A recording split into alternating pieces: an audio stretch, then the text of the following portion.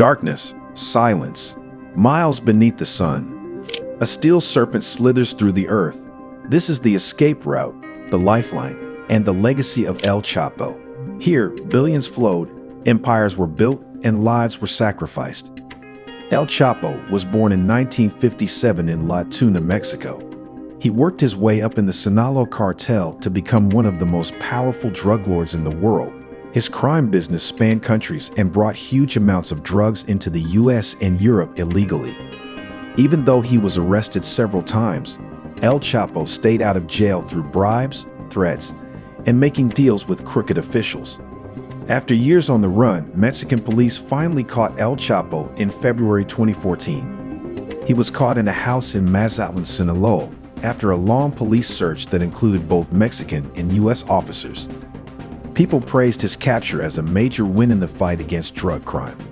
He was then sent to the Altiplano jail, which is thought to be one of the safest in Mexico. Even though El Chapo was locked up in a high-security jail, he started planning his escape almost right away. He planned the escape with the help of his large group of friends inside and outside of jail.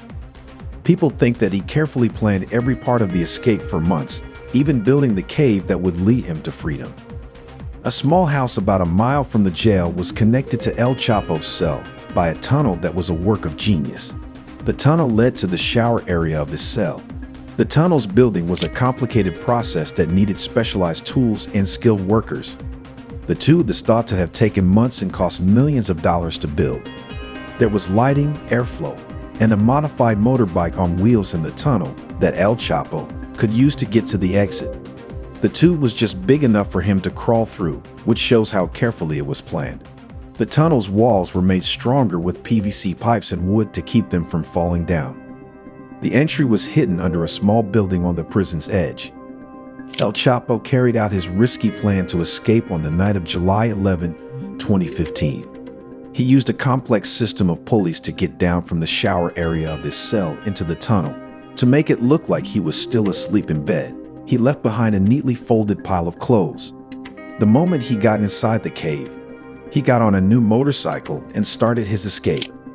Even though the jail had motion sensors and video cameras to keep people safe, El Chapo got away for several hours without being caught.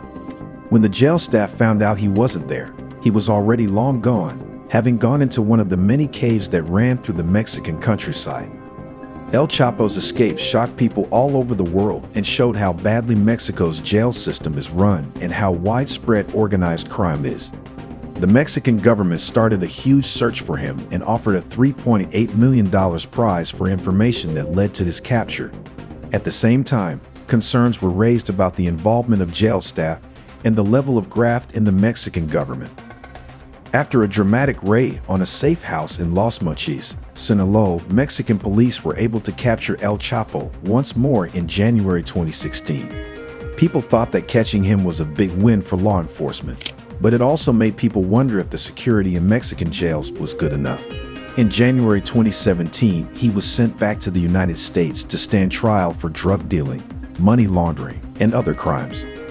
El Chapo's tunnels stand as a chilling monument to ambition, a testament to the lengths one man went to for power. Their darkness now holds a different kind of weight, a reminder of the devastation left in their wake. But the story doesn't end here. The tunnels remain, a silent scar on the earth and a chilling reminder of the blurred lines between ambition and brutality. What do you think? Did El Chapo's tunnels represent brilliance or barbarity? Share your thoughts in the comments below.